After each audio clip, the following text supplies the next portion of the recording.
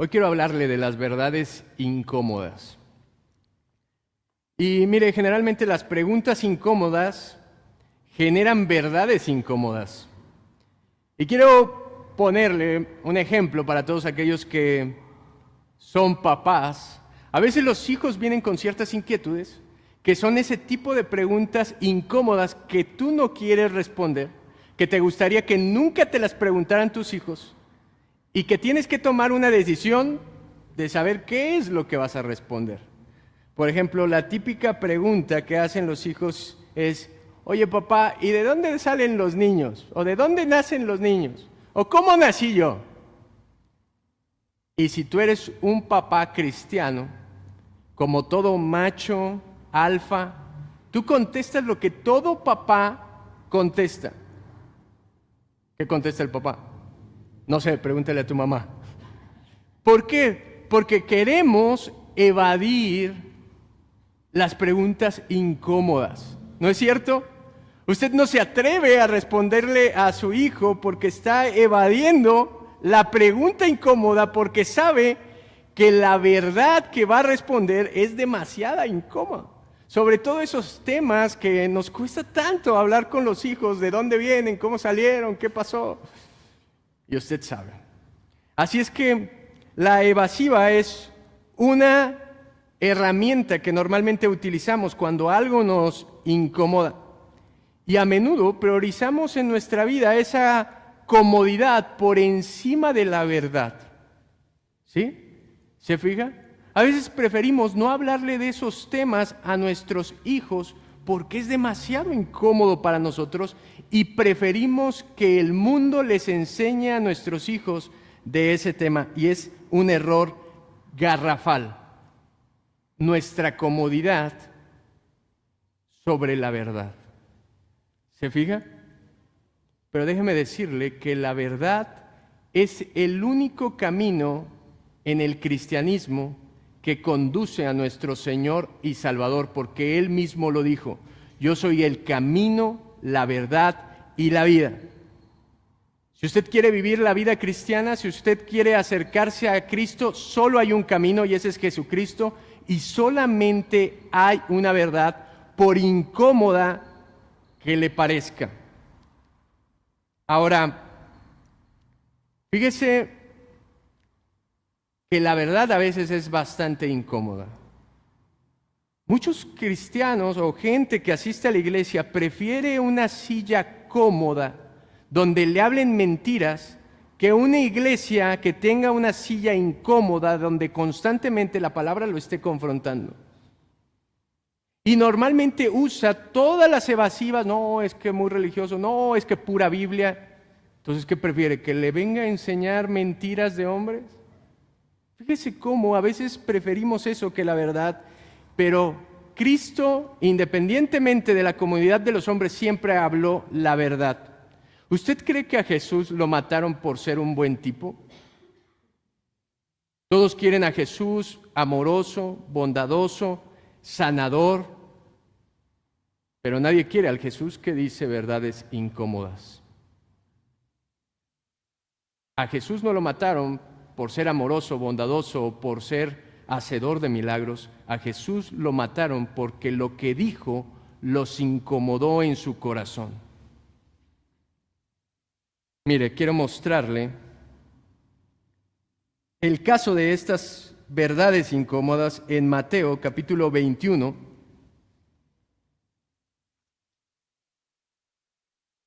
La palabra de Dios que dice: pero ¿qué os parece? Un hombre tenía, desde el 23 voy a leer. Cuando vino al templo, los principales sacerdotes y los ancianos del pueblo se acercaron a él mientras enseñaba y le dijeron: ¿con qué autoridad haces estas cosas? ¿Y quién te dio esta autoridad?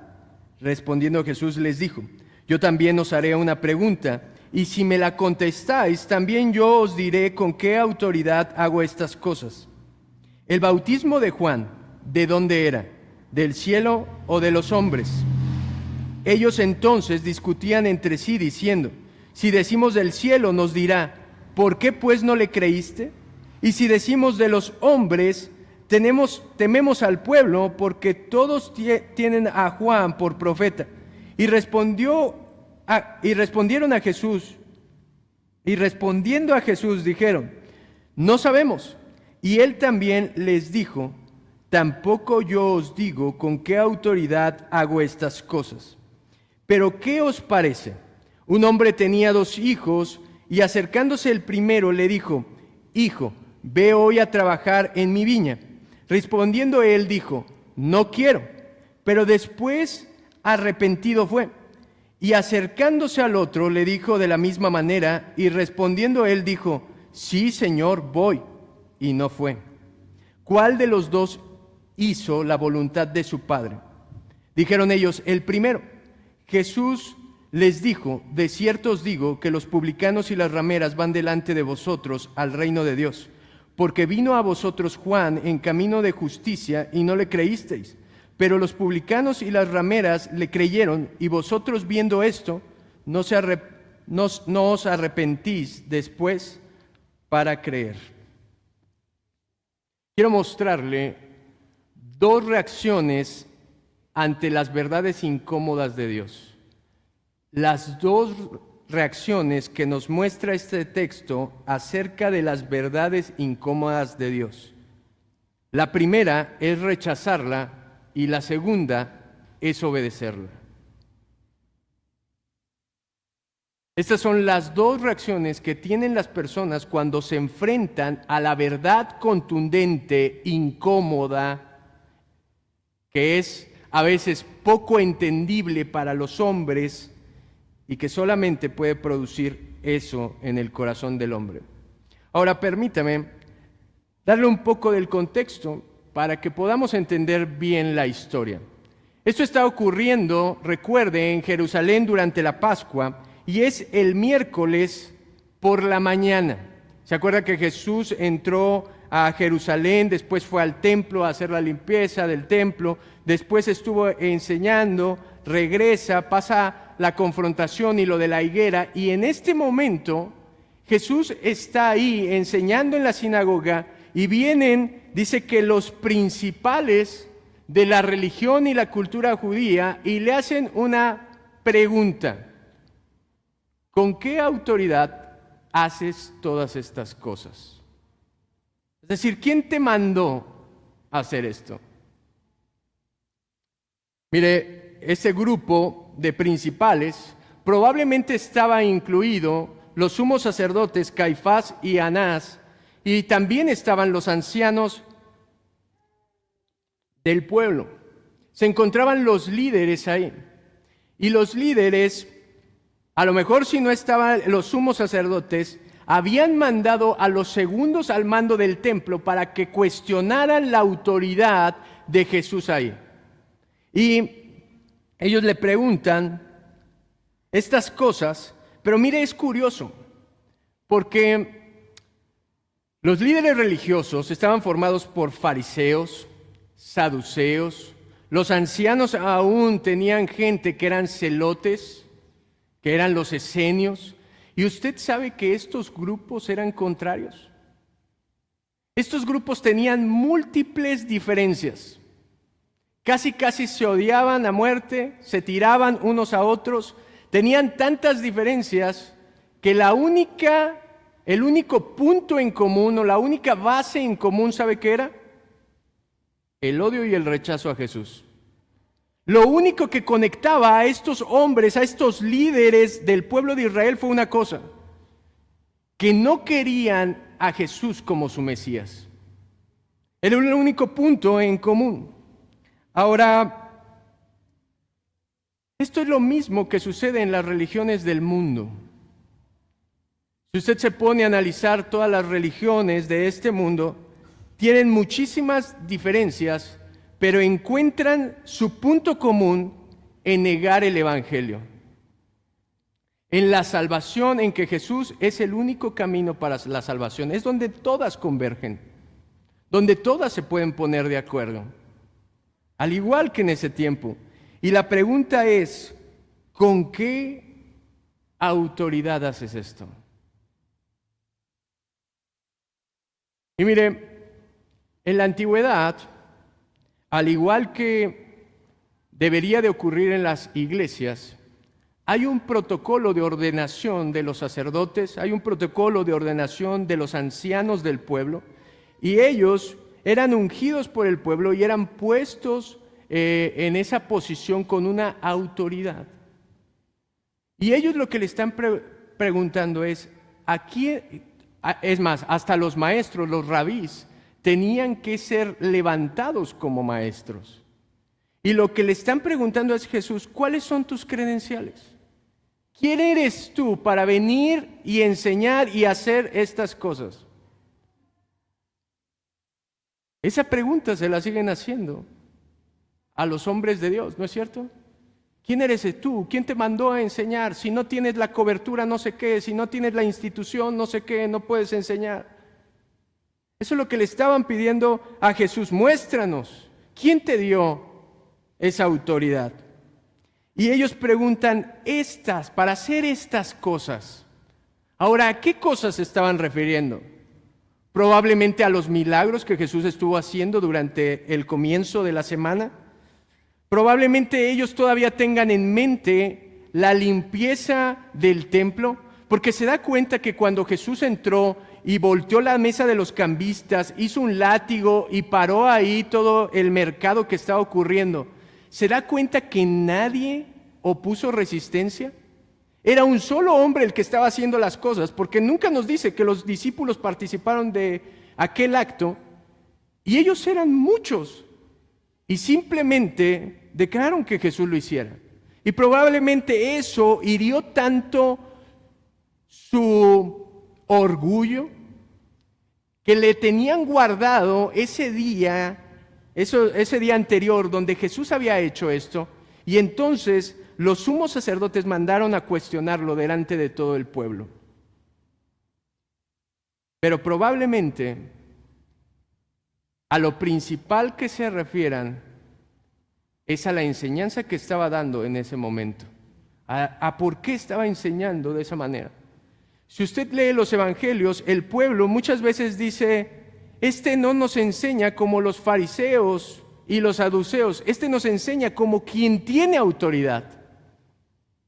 Ellos podían tener una autoridad de hombre, pero no tenían el respaldo de Dios en lo que enseñaban. Y él, que no tenía ninguna credencial avalada por una institución religiosa de los judíos, estaba enseñando como quien tiene poder. Y eso era lo que estaban cuestionando aquí. Y lo que más me asombra es, si se fija, los fariseos, los saduceos y la gente del pueblo nunca cuestionaron los milagros, nunca cuestionaron las palabras confrontantes al pueblo. Lo único que cuestionaron fue la fuente. Hoy decimos, no, yo creo que eso son analogías o no, son ilustraciones, o la Biblia es muy exagerada cuando cuando la Biblia dice que Jesús hizo todos esos milagros. Yo no creo que un maestro, que un hombre, y cuestionan eso, pero se fija que la gente de su tiempo no cuestionó que él era un obrador de milagros, nunca cuestionó las señales que hizo Jesús, cuestionaban de dónde provienen esas señales. Es más, ¿se acuerda que alguna vez lo llamaron, saca a los demonios porque es de Belcebú, porque es del diablo? Siempre cuestionaron el origen, la fuente, de dónde provenía el poder de Jesús. Ahora, esto es interesante. Jesús no les contesta directamente la pregunta. ¿Se fija? Vea en su Biblia. No les contesta la pregunta, sino les contesta con una contrapregunta. Él no está evadiendo la respuesta, no está tratando de salvar su pellejo, sino a través de preguntas les quiere mostrar lo que realmente hay en su corazón, como siempre lo hace Jesús. Y en el versículo 24 dice que les dijo, yo también os haré una pregunta, y si me la contestáis, también yo os diré con qué autoridad hago estas cosas. Y esta es la pregunta. Versículo 25. ¿El bautismo de Juan de dónde era? ¿Del cielo o de los hombres? Jesús les dice, ok, les voy a responder la pregunta, ¿de dónde hago todas estas cosas? Pero primero respóndanme algo, y estamos a mano. ¿De dónde provenía el bautismo de Juan? ¿Del cielo o de los hombres? Y esta pregunta los puso entre la espada y la pared. Esta fue la pregunta incómoda que hizo Jesús a la gente religiosa de su tiempo. Es la pregunta que escudriña todo el corazón de ellos y que ellos tienen que dar una respuesta, que la respuesta va a ser una verdad incómoda. Ahora, si usted lo analiza, el bautismo de Juan se caracterizó por una cosa. Él dice que bautizaba en agua para arrepentimiento. El bautismo de Juan se trataba de arrepentimiento. Y ponga mucha atención porque todo está conectado con lo que va a suceder a continuación. Él dice, el bautismo de Juan, ¿de dónde viene? Ese bautismo de arrepentimiento es de el cielo, es decir, proviene de parte de Dios, la autoridad es Dios que mandó a Juan el Bautista, o es una obra de hombres. Si recordará, también el ministerio de Juan el Bautista se caracterizó porque él era el heraldo del rey. Él era el precursor, el que venía a anunciar la llegada del Mesías aquí a la tierra. Y entonces la respuesta a esta pregunta definía con qué autoridad hacía las cosas Jesús. Una vez que ellos respondieran a esta pregunta, no había vuelta atrás. Ellos o decían que Jesús venía de parte de Dios, o decían que Jesús tenía un ministerio de hombres. Y entonces, ¿qué hace todo hombre ante las preguntas difíciles?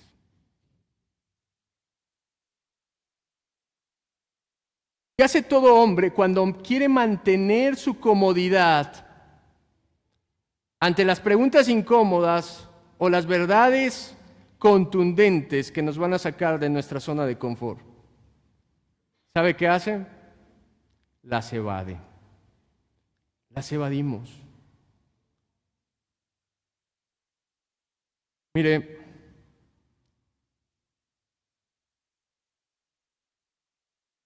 ¿sabe por qué la gente rechaza a Dios?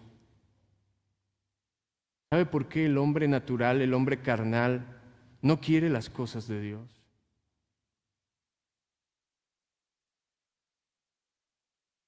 ¿Por qué la gente no quiere reconocer que la Biblia es la palabra de Dios? Porque nos incomodan. Porque tiene tantas cosas que para nuestro criterio humano son controversiales. Porque no las queremos aceptar. Alguna vez escuché una prédica del pastor Paul Washer y él decía, si una de las iglesias modernas me invitara a predicar a su iglesia y yo predicara acerca de los atributos de Dios, la gente me diría, ese no es mi Dios.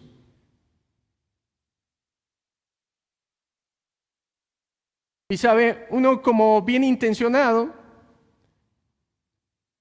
salido del ministerio sin experiencia, del seminario sin experiencia, pues quiere predicar la verdad de Dios y uno dice, no, yo cuando la predique la gente sí la va a entender y la va a amar porque le podemos echar talento, no sé. ¿Sabe que esa misma respuesta ocurre en la gente? ¿Sabe cuál es el común denominador de la gente que me ha dicho, no me gusta lo que predicas? Es decirme, tu Dios no es mi Dios. Tu Biblia no es la palabra de Dios. ¿Y sabe qué digo yo? Digo, wow, increíble, gracias por decirme eso, porque sé que estoy en el camino de la verdad. No importa cuánto nos rechacen, no se trata de multitud ni cantidad. La mayoría del pueblo de Jesús rechazó la verdad de Jesús. Y estos religiosos, fíjese, ante esto, ellos dice que se empiezan a preguntar, si decimos del cielo, nos dirá, ¿por qué pues no lo creísteis? Si Juan el Bautista vino y les anunció que había arrepentimiento y que venía el Mesías detrás de él, ¿por qué no le creyeron si sabían que era de Dios? Y versículo 26, ellos también se empiezan a cuestionar y dice, y si decimos de los hombres, tememos al pueblo porque todos tienen a Juan por profeta. Ellos dicen, si nosotros decimos que es de los hombres, el pueblo se nos va a echar encima. El pueblo nos va a querer matar. Porque ellos tienen a Juan como profeta, porque Juan les hablaba la verdad, ellos reconocían, fíjese, el pueblo reconocía que Juan les hablaba la verdad, y Juan también hacía milagros y sanidades, y veían el poder de Dios obrar en Juan, y no encontraban ninguna tacha en él. Entonces ellos dicen, estamos en un dilema del cual nosotros tenemos que escapar. Tenemos que buscar una alternativa a la verdad. Y en este caso no era mentir. Y su respuesta fue evasiva, diciendo, no sabemos. Ahora, muchas veces pasamos por alto este detalle, esta respuesta, pero es bastante interesante. Este no sabemos es una confesión de su falta de autoridad. Lo que ellos están haciendo es exhibir su incompetencia. ¿Sabe por qué? Porque los encargados de saber quiénes eran, los encargados de saber si eran falsos profetas o verdaderos profetas, de quién era el trabajo, de los sacerdotes y los líderes religiosos de Israel. Ellos eran los que estudiaban todo el tiempo las Escrituras y tenían que discernir y decirle al pueblo si eran unos hombres de Dios o no los eran. Y entonces fíjese, esto pasa continuamente. Cuando sabemos la verdad incómoda de Dios, muchas veces preferimos el camino incorrecto. Ellos prefirieron mostrarse como incompetentes a decir la verdad. Ellos prefirieron conservar su comodidad, conservar su estatus, que confesar con sus labios que Juan el Bautista era el hombre de Dios. Y si ellos no podían confesar que Juan el Bautista venía de parte de Dios, ¿usted cree que iban a confesar que Jesús era el Mesías? Esto era una autohumillación para ellos. Muchas veces así somos. Mire, no se admire de los judíos que leemos en la Biblia, porque a veces así somos de cabezones. Y en vez de hacer lo que sabemos que es la voluntad de Dios, preferimos ir por el camino rudo, preferimos ir por el camino peor que el que andábamos, a aceptar que estamos mal y enderezar nuestro camino a la voluntad de Dios. Y mire, yo anoté un comentario de William Barclay. Él apunta a esto: hay tal cosa como la cobardía de una ignorancia voluntariamente asumida. Yo sé que está medio complejo, pero se lo voy a explicar. Voy a hacer el comentario del comentario. Lo que aquí dice es que hay veces que preferimos ser ignorantes, asumimos la ignorancia de manera voluntaria que aceptar la verdad. Y mire esto: si una persona consulta, sigo citando, si una persona consulta la conveniencia más que el principio, su primera pregunta no será ¿dónde está la verdad?, sino ¿qué es lo menos arriesgado de decir? Una y otra vez su sumisión a la conveniencia le conducirá a un silencio cobarde. Dirá torpemente: no sé la respuesta, cuando la sabe perfectamente, pero tiene miedo de darla. La verdadera pregunta no es ¿qué es lo menos peligroso que puedo decir?, sino ¿qué es lo que debo decir? Genial el comentario para lo que estaba ocurriendo en ellos. Ellos prefirieron su comodidad, prefirieron mostrarse como ignorantes, prefirieron salvar su pellejo que decir. Pero ¿sabe? Ellos eran los líderes y un líder está puesto para decir la verdad y tomar decisiones. ¿Se acuerda del ejemplo que le puse en la introducción de los papás? Los papás estamos puestos por Dios como autoridad de nuestra casa para decirle la verdad a nuestros hijos, aunque no les guste. El problema de hoy es que los padres hacen lo que los hijos quieren. El padre, por conservar su comodidad, prefiere creerle las mentiras a su hijo que escudriñar la verdad, ¿no es cierto? ¿Prefieres creerle que se anda portando bien, que anda haciendo las cosas bien, que él no hace nada malo, a de verdad confrontar a tu hijo y decirle eso que estás haciendo está mal? Porque mantenemos nuestra comodidad. Y lo más terrible es que esto ocurre en el sistema religioso de ese tiempo y de este tiempo. Hoy los que están puestos para decir la verdad, ¿sabe qué prefieren? Su comodidad. Prefieren sus bolsillos, prefieren conservar a la gente diciéndole mentiras que decirle la verdad. Predican solamente la parte que conviene de la Biblia y no predican todo el consejo de Dios. Porque hay verdades en este libro tan incómodas que incomodan al predicador e incomodan al oyente. ¿Ustedes creen que estoy muy cómodo cuando hablo de esto? Porque yo soy responsable. Yo sé que hay cosas que incomodan. Yo sé que si hablo del infierno incomoda. Yo sé que si hablo de no creer incomoda. Pero no estoy puesto aquí para decir lo que yo opino, lo que yo quiero, o decir no sé. Estoy aquí para decir lo que dice Dios a través de su palabra, no lo que yo creo. Y mire, Él les muestra ahora una ilustración de esto. Y dice, ¿pero qué os parece? Un hombre tenía 2 hijos y acercándose al primero le dijo, hijo, ve hoy a trabajar en mi viña. Respondiendo el primero dijo, no quiero, pero después arrepentido fue. Y acercándose al otro le dijo de la misma manera, y respondiendo él dijo, sí, Señor, voy, y no fue. Él pregunta, ¿cuál de los 2 hizo la voluntad de su padre? ¿Cuál de los 2 hizo la voluntad de su padre? Ahora, si yo le preguntara, ¿cuál de los 2 hijos fue el buen hijo? ¿Cuál sería su respuesta?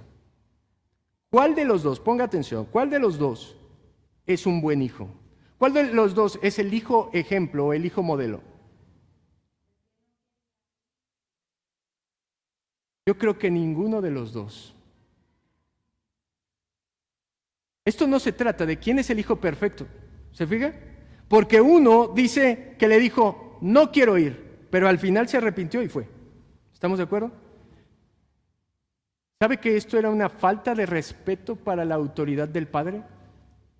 Sí, mire, hoy estamos acostumbrados a que el hijo diga, no quiero, y no pasa nada, y dices, pobrecito, le duele la cabeza, se siente mal, comió mucho chocolate. Usted sabe lo que decimos los padres para justificar a los hijos. Pero no hay justificación. En ese tiempo menos. Él estaba retando la autoridad del Padre. Escuche esto y conecte lo que estoy diciendo. Él estaba retando la autoridad de su Padre. Y el otro dijo, sí, Señor. Fíjese, el respeto que muestra y le dice, sí, Señor. No solamente le dijo, sí, papá, sino, Señor, tú eres el amo de mi vida. Hoy decimos Señor o Don a cualquiera, pero en ese tiempo la palabra Señor significaba sumisión total. Y él con sus palabras se somete a su papá y le dice, claro que voy a ir. ¿Por qué? Porque tú eres mi autoridad. Pero al final, ¿qué pasa? No va. Los dos de alguna manera estaban desafiando la voluntad del Padre, pero la pregunta es, ¿cuál hizo mejor? ¿Cuál hizo la voluntad del Padre al final? La respuesta es muy obvia y no se requería un intelecto muy grande para saber cuál era la respuesta. Y aquí, mire, aquí es donde se descubre toda la mentira de su sistema religioso y de su hipocresía. Ellos contestan el primero. No se equivocan.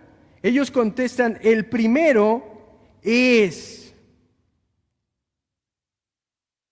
el que hizo la voluntad del Padre.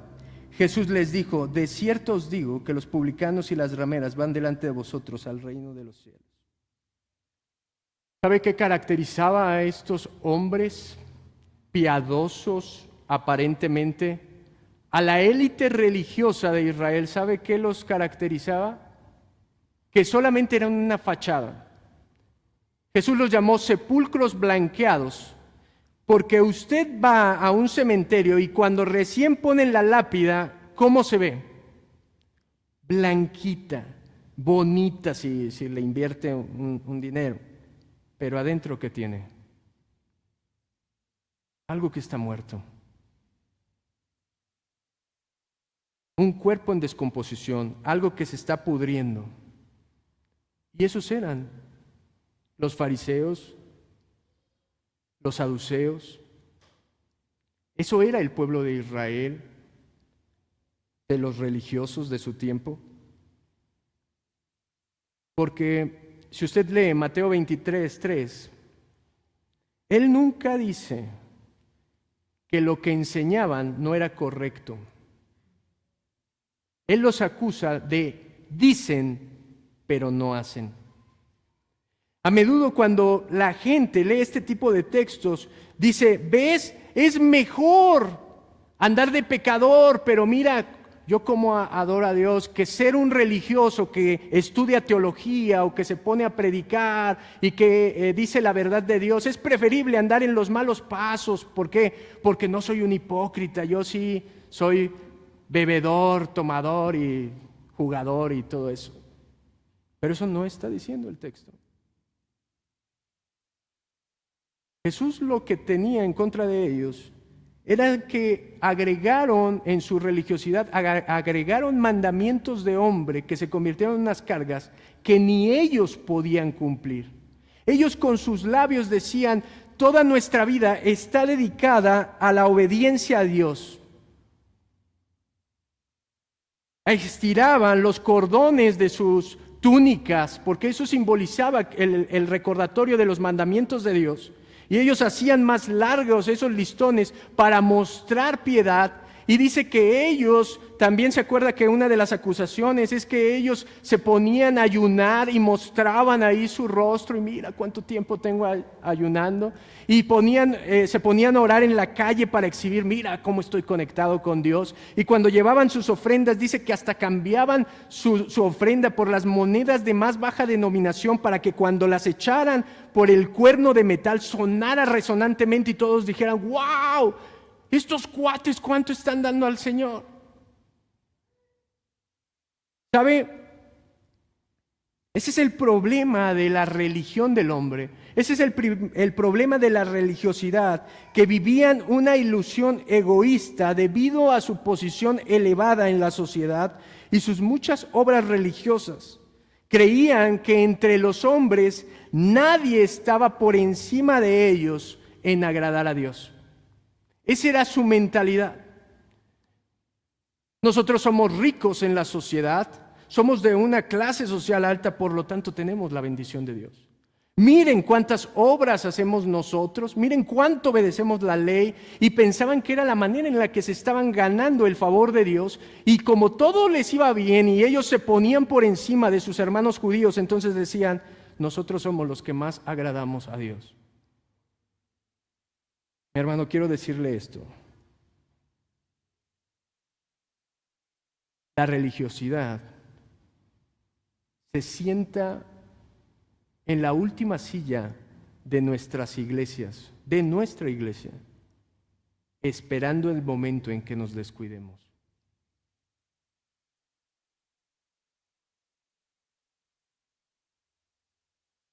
La falsa religión enseña que tú puedes ganarte el favor de Dios y puedes ser salvo a través de las obras. Y nunca la salvación fue por obras. Ni en el Antiguo Testamento, ni en el Nuevo Testamento. Pero ¿sabe que para el ser humano es más fácil creer o aparentar que hacemos buenas obras para ganarnos el cielo que venir miserables, contritos, humillados como realmente debemos de venir y entregar nuestra vida a Cristo? Estos hombres preferían guardar su vida y aparentar a través de las obras, aparentar que todo estaba bien con su relación con Dios, que venir rotos a Él, que venir humillados a Él. Le digo que el peligro de la religiosidad está tan latente en nuestras iglesias de pensar que nosotros estamos bien y los otros están mal, porque aquí sí enseñamos la sana doctrina. ¿Sabe que esa palabra de sana doctrina ya ni la quiero usar? Porque cualquiera dice sana doctrina. Si usted busca iglesia de sana doctrina, ¿le aparecen todas las que no son de sana doctrina? Y sabe que llaman herejes, que llaman sectas a todas las que son verdaderas iglesias, las llaman sectas familiares. Pero eso ha sido a lo largo de la historia de la iglesia. Desde que se fundó la iglesia primitiva, siempre los llamaron sectas. Búsquelo en la historia de la iglesia. Cuando Martín Lutero se levantó y protestó, ahora que va a ser conmemorar la Reforma, lo llamaron hereje.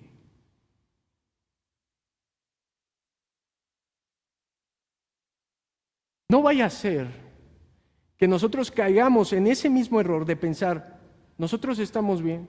¿Por qué? Porque nosotros sí leemos nuestra Biblia.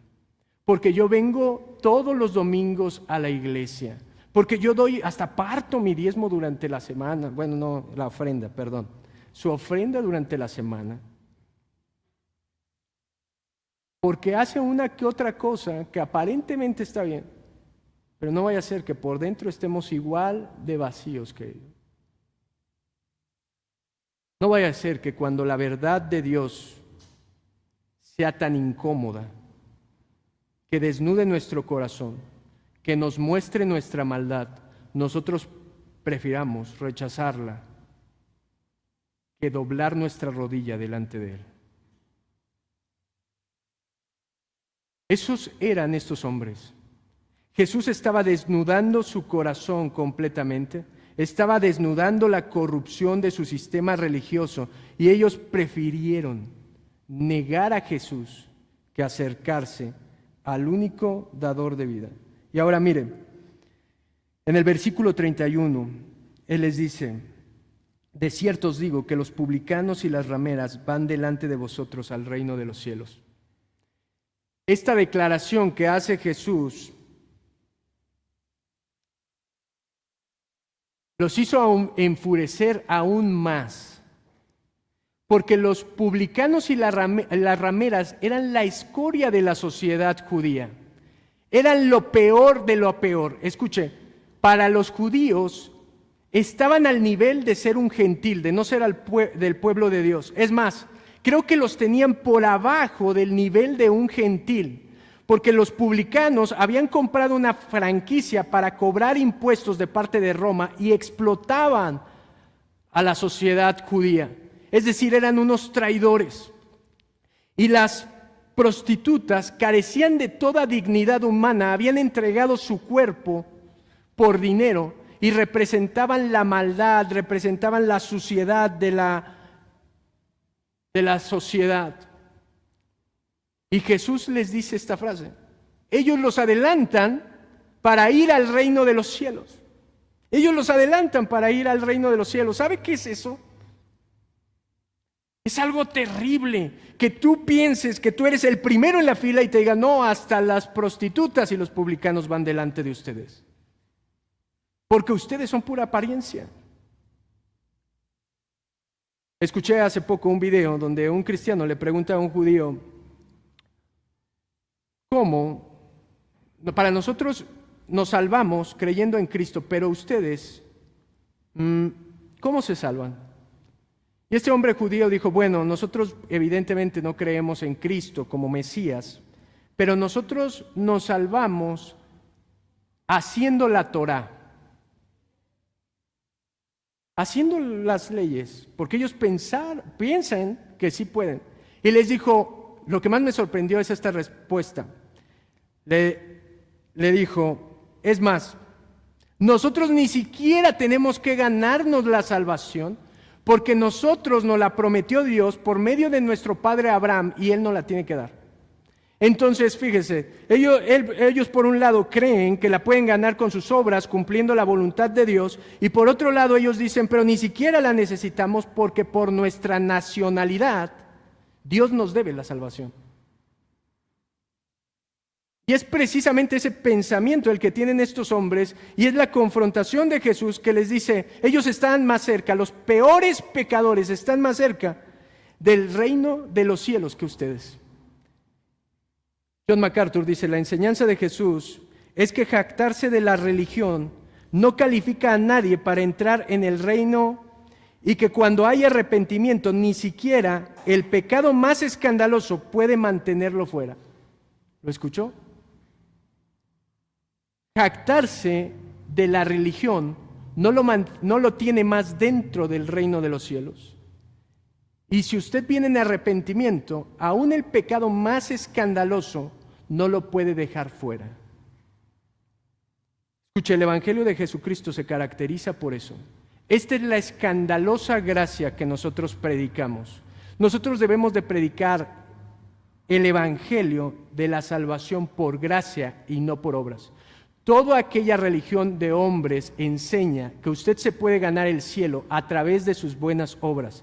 El Evangelio de Jesucristo se trata de esto, de que usted ni lo merece, ni lo puede comprar, ni lo puede adquirir, sino usted viene arrepentido y cree en Jesucristo y por gracia usted es salvo. Ese es el escándalo más grande del Evangelio, que usted no tiene que hacer nada. Lo tenemos que predicar de modo que parezca una locura para los inconversos, que parezca una locura para los religiosos, de modo que le digamos a la gente, usted no tiene que hacer nada, únicamente tiene que venir con su bancarrota espiritual y arrepentirse y creer en Cristo. Es todo lo que usted necesita. Y eso, mi estimado, también es una obra de Dios. Y termina esta historia con el versículo 32, dice, porque vino a vosotros Juan en camino de justicia y no le creíste, pero los publicanos y las rameras le creyeron, y vosotros, viendo esto, no os arrepentís después para creerle. Esta es la respuesta a la pregunta incómoda que les hizo. Jesús no está siendo indiferente ni evade la respuesta, sino él mismo responde la pregunta que les hizo. Y la respuesta es, ¿de dónde viene el bautismo de Juan? Aquí lo contesta. Y dice, porque vino a vosotros Juan en camino de justicia. ¿Sabe quién era el camino de justicia? ¿O quién promovía el camino de justicia? Dios. Lo que está diciendo no solamente es, Juan fue enviado para hacer la voluntad de mi Padre, sino Juan anda en esta vida haciendo la voluntad del Padre. Juan sería el buen hijo que dice, sí, Padre, voy a tu viña, y la trabaja. Es el ejemplo del buen hijo, y dice, mire, los malos hijos eran ellos porque ellos decían sí. ¿Y qué hacían? No hacían la voluntad de Dios. Y el primer hijo son las prostitutas y los publicanos, porque ellos aparentemente rechazaron hacer la voluntad de Dios. Con su vida la estaban rechazando, pero hubo un punto donde se arrepintieron. ¿Cuál fue ese punto? Cuando Juan el Bautista les predicó el arrepentimiento porque venía el Mesías, y le creyeron. Esto conecta todo. Vea cómo conecta tanto la pregunta, la ilustración y todo, diciendo que Juan el Bautista estuvo aquí por voluntad de Dios, con la autoridad de Dios, predicando que se arrepintieran porque venía el Mesías y no le creyeron, y los únicos que se arrepintieron y creyeron fueron ¿quién? Las prostitutas, lo más bajo, los más pecadores de la sociedad fueron los que creyeron. Quiero terminar, si pueden pasar. Mire, acompáñeme a ver esto que le estoy diciendo en el Evangelio de Juan. En el versículo 1.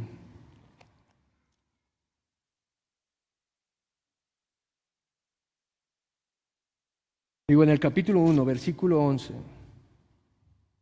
Y vea cómo describe esto, que es el rechazo. Ellos, en vez de aceptar la autoridad de Jesús, prefirieron rechazarlo. Y dice el versículo 11, a los suyos vino y los suyos no les recibieron. Mas a todos los que le recibieron, a los que creen en su nombre, les dio potestad de ser hechos hijos de Dios, los cuales no son engendrados de sangre, ni de voluntad de carne, ni de voluntad de varón, sino de Dios. Y aquel Verbo fue hecho carne y habitó entre nosotros, lleno de gracia y de verdad. Juan dio testimonio de él y clamó diciendo, este es de quien yo decía, el que viene después de mí es antes de mí, porque era primero que yo. Porque de su plenitud tomamos todos gracia sobre gracia. Porque la ley por medio de Moisés fue dada, pero la gracia y la verdad vinieron por medio de Jesucristo. A Dios nadie lo vio jamás, el unigénito Hijo de Dios que está en el seno del Padre, Él le ha dado a conocer. Mi amado, esto cierra todo porque ¿quién mandó a Jesús? Dios. ¿Para qué lo mandó? Para salvar a todo aquel que se arrepienta. ¿Qué hicieron los religiosos? Era tan incómodo saber que estaban mal por dentro que prefirieron rechazarlo. No vayamos a ser como ellos. Y hay otros que tenían muchos pecados escandalosos, una vida, un pasado negro, pero se arrepintieron y llegaron a ser salvos por gracia. ¿Por qué no se pone de pie?